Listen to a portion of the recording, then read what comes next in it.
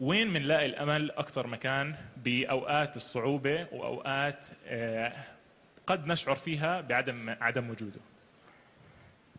تبغى الإجابة الصادقة الأمينة؟ الثلث الأخير من الليل في السجود.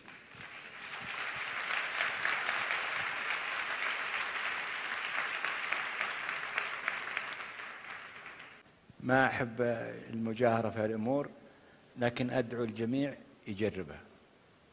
أتحدى إن في أحد يواظب على الثلث الأخير في الليل، وإنه يعني كل ما همه يطلب الله فيه في السجود، أتحدى أنه يخلص من الصلاة وهو مقتنع طبعا، لأنها مربوطة بالإيمان، يعني في الممارسة وفي الإيمان.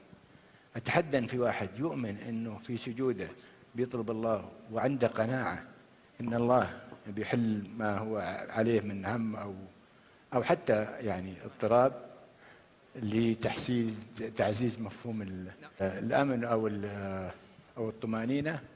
مستحيل أصدق أنه ما راح وعلى كل حال جربوه.